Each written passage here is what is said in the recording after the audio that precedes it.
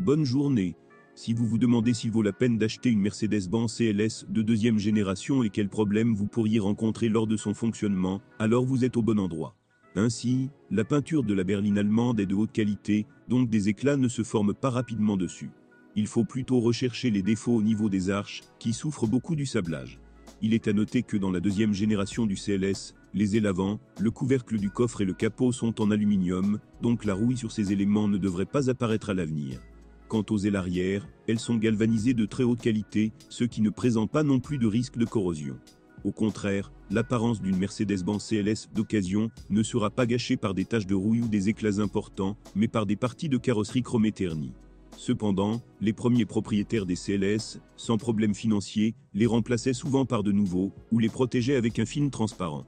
L'état de la partie inférieure de la carrosserie, et en particulier du soubassement de la voiture, est généralement nettement pire. Après une inspection minutieuse, vous pouvez détecter une couche rouge sur les bords des passages de roues, et le début de processus de corrosion sur les fixations et les supports. Les autres aspects inesthétiques sont masqués par de nombreux housses et écrans de protection. Malheureusement, seuls quelques vendeurs vous permettent de les démonter lors de l'inspection de la voiture. Cependant, ce n'est un secret pour personne que dans nos conditions, une bonne couche de saleté s'accumule sous le plastique protecteur pendant 5 à 6 ans de fonctionnement. Il doit être lavé périodiquement. Sinon, une saleté presque constamment mouillée contribuera à la formation de poches de corrosion. Si vous retirez les seuils, vous pouvez déjà constater une corrosion superficielle importante sur les exemplaires les plus négligés de la Mercedes-Benz CLS. Sans aucun obstacle, la saleté s'accumule également sous les caches qui recouvrent la niche de la roue de secours. Et tout irait bien, mais les ingénieurs de Mercedes-Benz ont localisé la pompe à suspension pneumatique ici. En conséquence, non seulement le métal du corps souffre de corrosion, mais également le câblage et les tuyaux du système pneumatique allant à la pompe. Les conduites de frein situées à l'arrière de la carrosserie sont également concernées. Avec le temps, leur revêtement se décolle. Si vous parvenez à conduire la voiture que vous aimez sur un ascenseur, vous devez inspecter soigneusement les éléments du système d'échappement. Les CLS, qui ont réussi à parcourir environ 200 000 km, auront certainement des traces de rouille. C'est une autre affaire, si un revêtement rouge sur le système d'échappement peut être trouvé sur des exemplaires, avec un kilométrage déclaré de 50 000 à 70 000 km. Dans ce cas, il y a une forte probabilité que les lectures du compteur kilométrique aient été sérieusement ajustées avant la vente. Vous pouvez indirectement deviner le kilométrage tordu à partir de l'état des radiateurs. Même si la Mercedes-Benz CLS est utilisée dans une grande ville, où les routiers n'épargnent pas les réactifs en hiver, le radiateur conserve une apparence assez décente, jusqu'à un kilométrage de 80 000 à 100 000 km. Puis il commence à se corroder petit à petit. Les tuyaux d'échappement huileux indiquent également un kilométrage très élevé. De plus, il devrait également inciter l'acheteur potentiel à réfléchir à l'état du moteur. La qualité des pièces de carrosserie de la Mercedes-Benz CLS est très élevée. Le revers de la médaille est que même, les petites parties du corps coûtent cher. Séparément, avant d'acheter, vous devez vérifier les optiques, qui sont très chères. On ne peut pas lui reprocher le manque de fiabilité, mais la ressource des modules d'allumage n'est en aucun cas infinie. De plus, les optiques LED sont pratiquement impossibles à réparer, et cela ne sera pas du tout possible dans un garage. Après le restylage, le scanner Star Diagnostic a commencé à être utilisé pour le diagnostic optique, qui n'est disponible que chez les concessionnaires officiels Mercedes-Benz et les grands centres spécialisés. Il va sans dire que les prix de leurs services sont assez élevés. Il est également important de comprendre que l'optique de la Mercedes-Benz CLS est étroitement liée au reste de l'électronique embarquée, c'est pourquoi une intervention non qualifiée peut entraîner des conséquences totalement imprévisibles. Et en général, pour diagnostiquer presque n'importe quelle unité CLS, vous aurez besoin d'un scanner propriétaire. L'intérieur est le point fort de la voiture allemande. Il vieillit lentement, de sorte que les signes d'usure grave ne sont souvent pas visibles, même sur les exemplaires ayant un kilométrage de 150 à 200 000 km. Bien sûr, si vous examinez une douzaine d'exemplaires en peu de temps, alors sur une CLS à kilométrage élevé, vous pouvez voir du cuir légèrement brillant sur les sièges, un volant à peine usé, et d'autres défauts mineurs, mais ces défauts insignifiants liés à l'âge sont à peine capables d'affecter l'état général de l'intérieur. Il n'est pas surprenant qu'il soit presque impossible de déterminer le véritable kilométrage d'une Mercedes-Benz CLS par l'état de son intérieur. Encore une fois, les joints de porte, que personne ne change avant la vente, peuvent indirectement indiquer un kilométrage élevé. Mais même dans ce cas, pour comprendre la différence entre un CLS d'un kilométrage de 250 et 100 000 km, il faudra d'abord étudier attentivement une bonne douzaine d'exemplaires. Lorsque vous inspectez le spécimen que vous aimez, vous devez également vous assurer que le revêtement de sol est sec. Vous ne devez en aucun cas laisser un marécage se former dans vos jambes. Il y a beaucoup d'électronique dans la Mercedes-Benz CLS, donc même une petite quantité d'humidité peut entraîner une défaillance des unités de commande.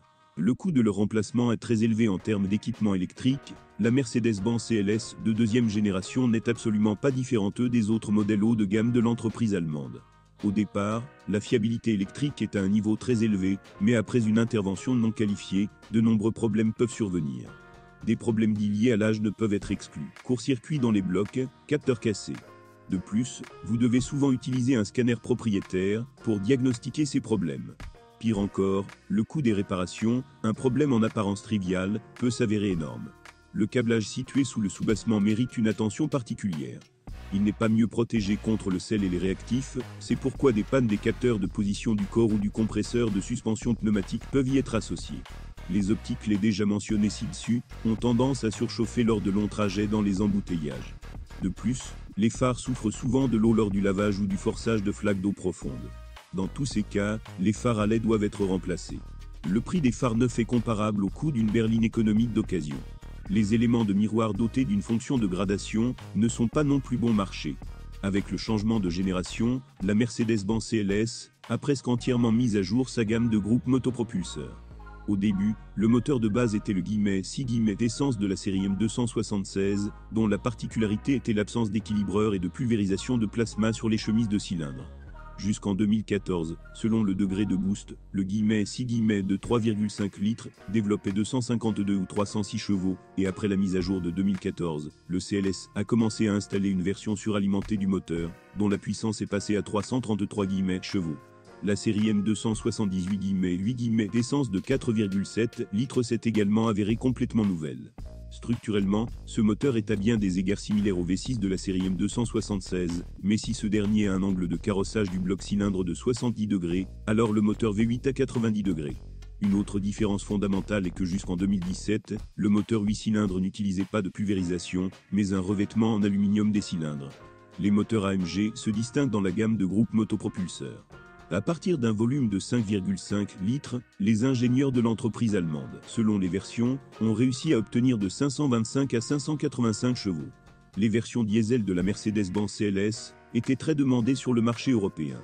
Les diesels de la famille OM651 développaient 168 et 204 chevaux, la famille OM642 de 249 à 265 chevaux.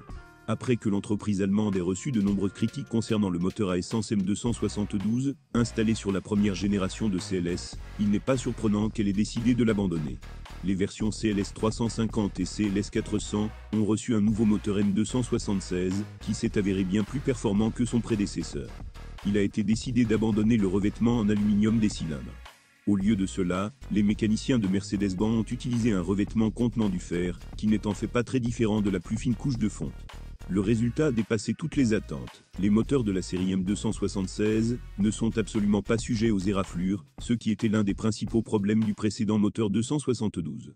De plus, grâce à l'angle de carrossage de 70 degrés, la conception du moteur est très compacte et équilibrée, même sans l'utilisation d'un arbre d'équilibrage. Une autre innovation est la suppression du collecteur d'admission trop volumineux. Au lieu de cela, les ingénieurs ont utilisé une conception en plastique, ce qui a permis de résoudre le problème de longue date des volets tourbillonnants pénétrant à l'intérieur des cylindres. Bien sûr, à mesure que le kilométrage augmente, vous pouvez vous attendre à des surprises désagréables du fait de l'injection directe de carburant, mais selon les normes modernes, elle peut être considérée comme assez fiable. C'est dommage, mais les ingénieurs de la société allemande n'ont toujours pas réussi à rendre la gamme d'unités de la série M276 idéale. Le mécanisme de distribution de gaz, dans la conception duquel 3 chaînes, 3 tendeurs et un arbre intermédiaire ont été utilisés, est tombé en panne. Malheureusement, la conception complexe s'est avérée loin d'être parfaite. La chaîne de distribution s'étirait même avec un faible kilométrage, et le pire était que les tendeurs n'étaient pas prêts à compenser l'étirement. Sauter pendant le fonctionnement garantit des dommages aux vannes. En règle générale, de graves problèmes avec le mécanisme de distribution de gaz commencent à partir d'un kilométrage de 130 à 150 000 km, mais il existe de nombreux cas où des problèmes sont survenus même avec un kilométrage de 60 à 80 000 km. L'ampleur des problèmes liés à la courroie de distribution s'est avérée assez impressionnante, ce qui a obligé l'entreprise allemande à mener une campagne de rappel. De plus, les revendeurs conseillent désormais d'installer lors du remplacement une chaîne renforcée dont la probabilité de glisser est extrêmement faible. Pour les longs trajets, vous devez être prêt à remplacer les couplages de contrôle de phase. Le remplacement coûtera très cher. Un autre problème lié à l'âge concerne les lectures incorrectes des capteurs de position d'arbre à cam. Ils commencent à mentir parce que les disques d'entraînement sur les arbres se déplacent progressivement. Heureusement, le problème peut être résolu par soudage par points et peut être résolu à relativement peu de frais. Au moment où un véhicule parcourt 60 000 à 80 000 km, les vannes de régulation du régulateur de phase ont pratiquement épuisé leur durée de vie. Le craquement des chaînes de distribution indiquera que les soupapes doivent être remplacées. Il ne sert à rien de retarder le remplacement. De plus, les vannes peuvent être achetées séparément des raccords. Un autre point faible est l'équipement en carburant. Il existe de nombreux cas où des injecteurs de carburant très coûteux n'ont même pas résisté à 100 000 km. Cependant, les concessionnaires Mercedes-Benz eux-mêmes affirment qu'il n'est pas nécessaire de parler de la nature généralisée de ce problème.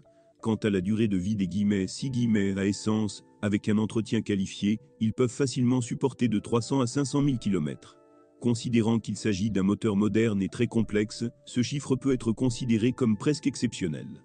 Une autre chose est que seuls les propriétaires d'une Mercedes-Benz CLS, qui ne lésineront pas sur l'entretien tout au long de ce kilométrage, pourront parcourir 300 à 400 000 km sans problème sérieux. Et parfois, cela coûtera très cher. Des moteurs à essence 8 cylindres ont été installés sur les versions CLS 500 et CLS 63 AMG.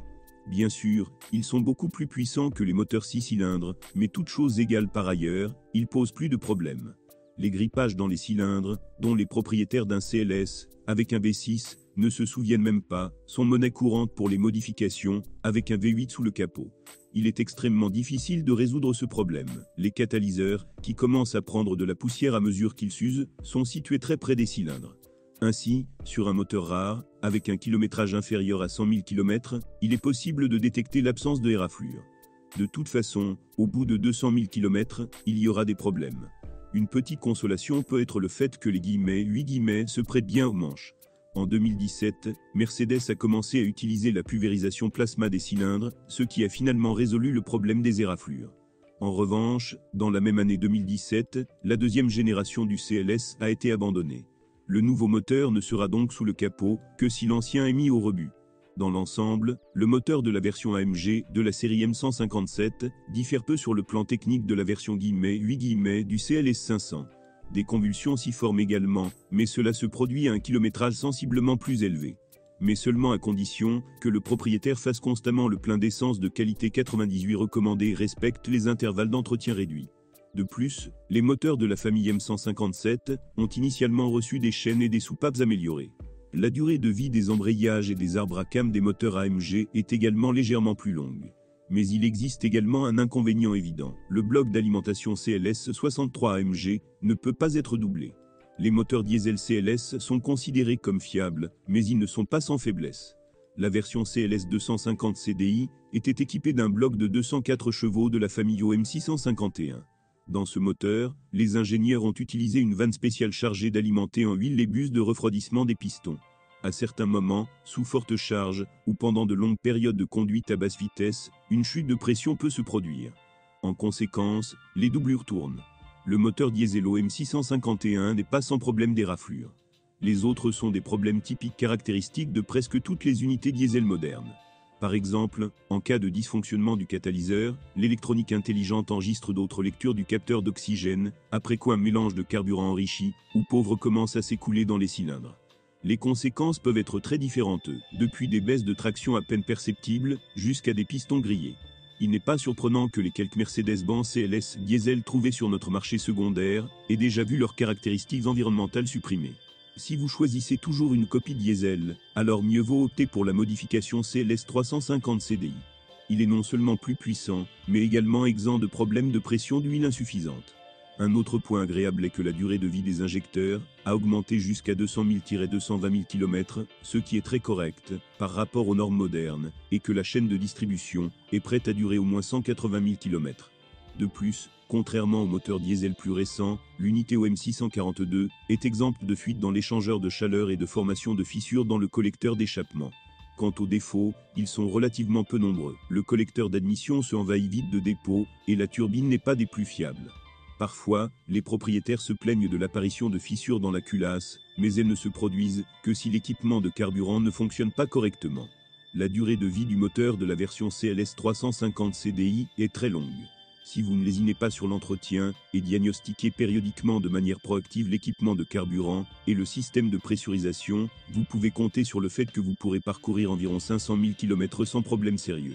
La plupart de ces Mercedes-Benz CLS produites avant le restylage sont équipées d'une transmission automatique 7G-tronique avec indice 722.9. Il est à noter qu'il s'agit d'une version ultérieure de la boîte, dotée d'une mécatronique modifiée. Une autre innovation est que les ingénieurs ont mis en œuvre le contrôle de la boîte de vitesse à l'aide d'un petit levier sur la colonne de direction. Il est intéressant de noter que sur la version AMG, il a été décidé de conserver le sélecteur automatique traditionnel, mais la boîte de vitesse elle-même est différente dans la version « chargée ». En plus de la mécatronique, le système de refroidissement de la boîte 7G-tronique a été amélioré en 2011, grâce à quoi la automatique s'est pratiquement débarrassée des récents problèmes mécaniques. L'expérience d'exploitation montre que, sous réserve de l'intervalle d'entretien recommandé de 60 000 km et d'une conduite généralement silencieuse, la boîte peut facilement supporter au moins 170 à 200 000 km. Après la barre des 200 000 km, vous devriez être prêt à réparer le convertisseur de couple. De plus, vous devrez probablement remplacer les joints en caoutchouc et les pistons, ainsi que dépenser de l'argent pour nettoyer la mécatronique. Dans de rares cas, les travaux de réanimation du caisson seront complétés par le remplacement de l'échangeur thermique. Cependant, il est important de comprendre que seuls quelques propriétaires conduisent la puissante CLS lentement et prudemment. Si vous conduisez de manière agressive, la durée de vie des garnitures du convertisseur de couple sera facilement réduite de 2 à 3 fois. En conséquence, espérez que la boîte du premier exemplaire trouvé sur le marché secondaire résistera à 200 000 à 250 000 km sans investissement financier supplémentaire et pour le moins naïf. Une nuance importante, le remplacement des garnitures de verrouillage et la réparation du convertisseur de couple ne doivent pas être effectués a posteriori, mais exclusivement à titre préventif. Le fait que les garnitures usées contaminent rapidement l'huile, ce qui peut éventuellement conduire à la nécessité de remplacer la mécatronique. Il est possible que les embrayages doivent également être remplacés en même temps. Si nous parlons des problèmes typiques du boîtier 7G-tronique, que les ingénieurs n'ont pas pu résoudre même après la mise à jour, ceci inclut des pannes périodiques dans la carte de commande électronique. En théorie, vous pouvez essayer d'économiser de l'argent et essayer de remplacer un capteur défectueux, mais seul un spécialiste hautement qualifié ayant déjà effectué un travail similaire peut souder un nouveau capteur. Un autre problème typique concerne les dysfonctionnements du servomoteur. Heureusement, les plaintes selon lesquelles la box refuse de changer de mode sont encore extrêmement rares. Tout aussi rarement, les propriétaires d'une Mercedes-Benz CLS, avec une boîte de vitesse fonctionnelle, rencontrent de légers coups de pied lors du changement de vitesse. Leur raison réside dans des problèmes de capteurs et de logiciels. Malheureusement, ils ne sont pas du tout faciles à diagnostiquer, c'est pourquoi la plupart des propriétaires préfèrent tout simplement ne pas y prêter attention. Depuis 2014, la berline allemande a commencé à être équipée d'une transmission automatique à 9 rapports 9G-tronique. Ses principales différences, par rapport à la box précédente, sont une température de fonctionnement plus basse et un composant mécanique plus léger. Étant donné que le kilométrage du CLS, avec 9G-tronique est encore faible, il n'est pas encore nécessaire de parler de problèmes liés à l'âge avec la box. Quant aux problèmes qui se sont déjà manifestés, ils incluent des problèmes apparaissant périodiquement qui conduisent au gel de la transmission dans un rapport ou à des coups de pied lors du changement de vitesse. Il est intéressant de noter que certains propriétaires ne rencontrent pas du tout de tels problèmes, ce qui nous permet de conclure que les problèmes sont probablement à l'origine du logiciel de la boîte, qui a probablement été mis à jour plusieurs fois lors de la production de la transmission. Nous pouvons déjà affirmer avec confiance que la transmission automatique 9G-tronique est extrêmement sensible à la pureté de l'huile. De plus, il se caractérise par une durée de vie relativement courte des garnitures de verrouillage du convertisseur de couple. Sur d'autres modèles Mercedes-Benz équipés de la même boîte de vitesse, après 200 à 220 000 km, les propriétaires ont rencontré un bruit caractéristique de trolleybus, indiquant l'usure des engrenages planétaires. Quant à la transmission de la voiture elle-même, il n'y a aucune plainte concernant sa composante mécanique. L'arbre de transmission, les boîtes de vitesse et les joints homocinétiques durent assez longtemps. Certaines difficultés avec l'arbre intermédiaire de l'essieu avant ne sont observées que dans la version à transmission intégrale du CLS. Le fait que les ingénieurs de Mercedes-Benz ont prévu un canal spécial dans le carter moteur, à travers lequel passe l'arbre. En conséquence, l'arbre doit constamment travailler dans des conditions de température très défavorables. Parallèlement, la boîte de vitesse de l'essieu avant, située directement sur le carter moteur, souffre d'une exposition à des températures élevées. Peu à peu, les roulements d'essieu commencent à se détériorer et, à mesure que les joints vieillissent, la boîte de vitesse avant elle-même commence à fuir. Le résultat est une réparation assez coûteuse. De plus, les réparations ne doivent être effectuées que par des professionnels, car le remplacement des roulements peut facilement endommager le quartier en alliage léger. Les vibrations sur le volant indiqueront qu'il y a un problème avec l'arbre et la boîte de vitesse. Une autre chose est que dans la plupart des cas, ils sont si petits que les gens n'y prêtent tout simplement pas attention.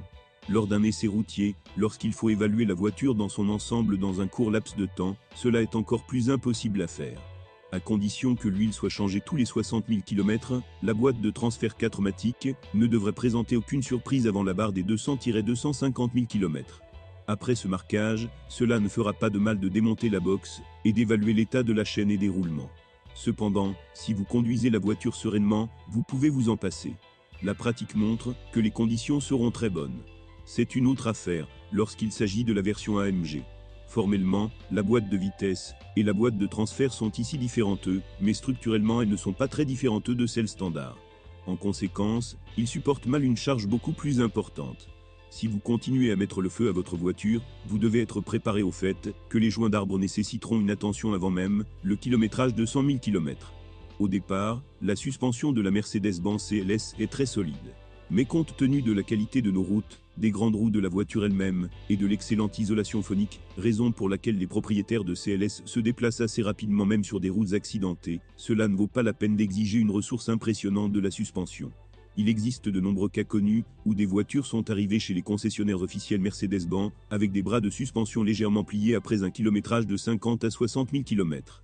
Parallèlement, les mécaniciens ont observé des rotules embuées et des tiges et bagues de barres anti-roulis très usées. D'un autre côté, de nombreuses Mercedes-Benz CLS parcourent facilement environ 100 000 km sans aucune intervention sur la suspension.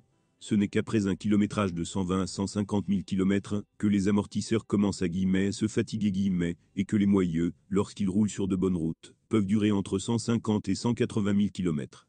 Il n'y a pas non plus de gros soucis concernant la suspension pneumatique. Au moment où la Mercedes-Benz CLS de deuxième génération a fait ses débuts, le système pneumatique était devenu assez fiable, et ses cylindres étaient tout à fait prêts à durer 5 à 6 ans, même en tenant compte de nos conditions difficiles. Avec un bon entretien, la durée de vie peut être augmentée en toute sécurité, jusqu'à 7 à 8 ans. Il faut plutôt faire attention aux compresseurs de suspension pneumatique qui, en raison de l'aérodynamisme du modèle CLS, s'encrassent rapidement. Sinon, les dysfonctionnements sont typiques d'une suspension pneumatique. Panne des capteurs de position du corps, fuite dans les raccords, panne du composant électrique. Tous les défauts peuvent être facilement corrigés, mais les réparations ne seront en aucun cas bon marché. Le coût de support similaire auprès des revendeurs officiels de la société allemande est encore plus élevé. Dans une certaine mesure, des pièces de rechange non d'origine pourraient réduire le coût d'exploitation d'une Mercedes-Benz CLS, mais il n'y en a pratiquement pas pour la berline allemande haut de gamme. Le système de direction utilise un système de direction assistée électrique. En cas de panne, il faut en rechercher en premier lieu la cause dans un dysfonctionnement du capteur de position du volant ou du capteur de couple. La durée de vie des embouts de tirants et des tirants n'est pas impressionnante. En moyenne, ils devront être changés tous les 30 à 40 000 points d'heureusement, comparé à la plupart des autres consommables du CLS, ils sont assez bon marché. Mercedes a abandonné les freins intelligents SBC, qui sont devenus un véritable casse-tête pour les propriétaires de CLS de première génération. En conséquence, le nombre de plaintes concernant le système de freinage après le changement de génération a diminué d'un ordre de grandeur. En termes d'efficacité et de durabilité, il n'y a aucune plainte, même concernant les étriers avant à 2 pistons, installés sur toutes les versions inférieures au CLS 500. Il y a un peu plus de problèmes avec les étriers à 6 pistons. Les étriers Brembo étaient privés des bottes habituelles, c'est pourquoi ils peuvent commencer à se coincer après 3-4 ans de fonctionnement. De plus, les étriers à 6 pistons doivent être lavés régulièrement, ce que ne font presque aucun des propriétaires d'une berline allemande. Le prix du nouvel étrier est également impressionnant. Heureusement, des ateliers non officiels ont maîtrisé avec succès leur réparation. Le frein à main nécessite une attention particulière lors de l'achat. Dans le cas de la Mercedes-Benz CLS, il faudrait plutôt parler du frein à pied, dont la pédale en plastique casse souvent à cause d'une manipulation imprudente. De plus, en raison d'une utilisation peu fréquente du frein à main, ces câbles se dégradent rapidement. Et si les concessionnaires officiels se souviennent qu'ils nécessitent une lubrification, la plupart des garagistes ne se souviennent même pas d'une telle bagatelle. La Mercedes-Benz CLS de deuxième génération est une voiture merveilleuse dans tous les sens du terme. Par son exemple, l'entreprise allemande a démontré tout son potentiel technique. Et surtout, malgré de nombreux sceptiques, la deuxième génération de CLS s'est avérée en aucun cas un produit jetable. Bien au contraire, selon les normes modernes, cette voiture haut de gamme peut être considérée comme assez fiable. Il n'y a pas de composants franchement brut dans sa conception. Cependant, cela ne signifie pas que vous pouvez refuser en toute sécurité d'acheter un Renault Captur ou une Volkswagen Polo sedan flambant neuf et commencer à chercher une CLS d'occasion. Même une copie bien entretenue d'une berline allemande ayant subi un entretien régulier coûtera un ordre de grandeur plus cher à exploiter que n'importe quelle nouvelle voiture d'État. Si vous achetez une CLS avec un certain nombre de problèmes techniques, alors la berline allemande peut le faire. Te ruiner complètement. Si vous êtes propriétaire, assurez-vous de laisser un commentaire sur cette voiture, votre avis aidera certainement les autres à choisir une voiture.